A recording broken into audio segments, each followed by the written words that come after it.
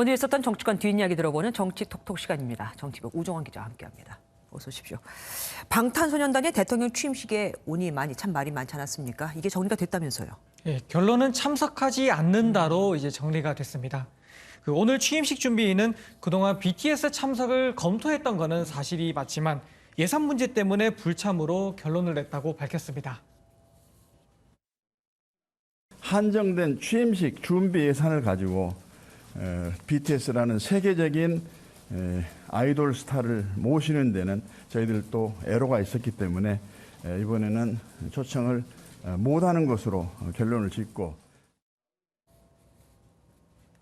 여기에 준비위에서 언급한 건 아니지만 BTS 참석을 반대하는 국내외 팬들의 목소리가 컸던 점도 영향을 줬을 걸로 보입니다.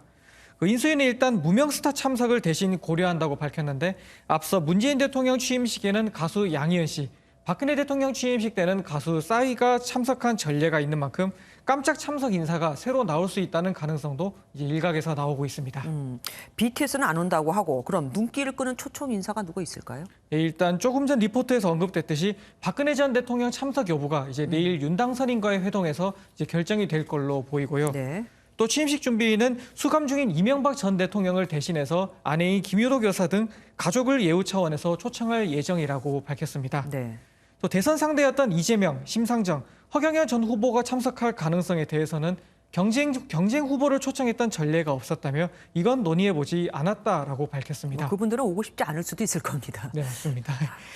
카멀라 해리스 미국 부통령, 그리고 기시다 후미오 일본 총리가 참석할 가능성도 나오는데, 준비위는 만약 참석 의사를 보인다면 정중히 모시도록 준비하고 있는 상태라고 밝혔습니다. 윤석열 당선인의 지지율이 참 오르지 않고 있었습니다. 그런데 이번에 과반을 넘었다고요?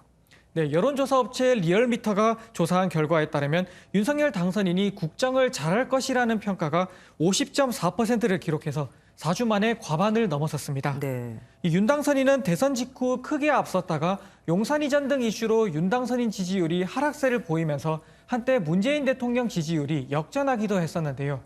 이후 인수위가 다시 진용이 갖춰지고 안정기에 접어들면서 윤 당선인은 상승세, 문 대통령은 다시 하락세를 보이며 지금은 차이가 벌어진 모습입니다. 그러니까 반비례하고 있습니다. 네, 맞습니다.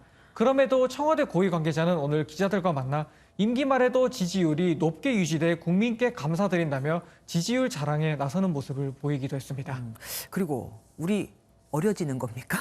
인수위가 한국 신화를 없애겠다고 밝혀서 화제를 모았어요. 네, 이제 세계 여러 나라와 달리 우리나라 같은 경우에는 3가지 나이를 혼용해서 사용하고 있는 상태죠. 태어나면 0살, 그리고 생일이 되면 1살을 먹게 되는 만나이, 태어나면 0살이지만 해가 바뀌면 1살을 먹게 되는 연나이, 그리고 태어나자마자 1살로 시작하는 이른바 한국식 나이인데요. 그동안 민법에서는 만나이, 또 병역이나 청소년 보호법은 연나이를 쓰는 경우가 섞여 있었는데 이제 만나이로 통일이 될 예정입니다.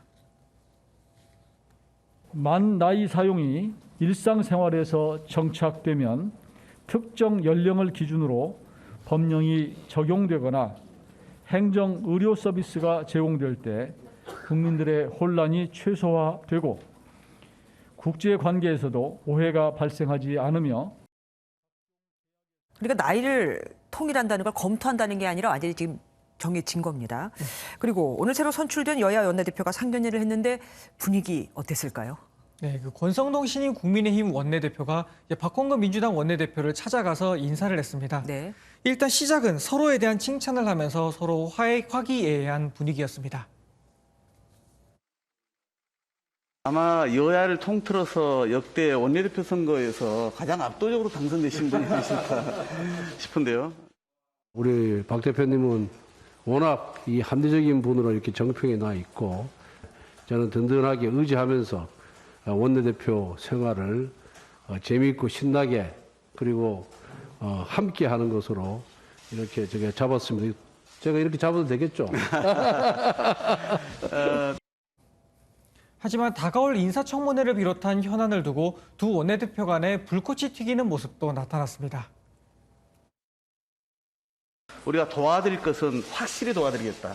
그러나 안 된다는 것은 분명히 안 되는 것이다. 이렇게 말씀드렸거든요. 그러니까 그런 원칙.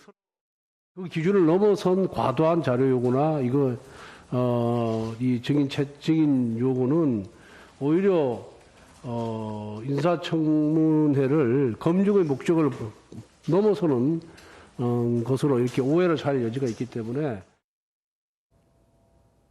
가장 이슈가 되고 있는 최근 검수완박 문제, 50조 추경 등 산적한 현안이 워낙 만만치 않다 보니 앞으로도 양측 간 치열한 공방이 벌어질 걸로 예상됩니다. 앞으로 험한 길이 예상되는 건 저뿐일까요? 여기까지 듣겠습니다. 정치부 우종환 기자와 함께했습니다.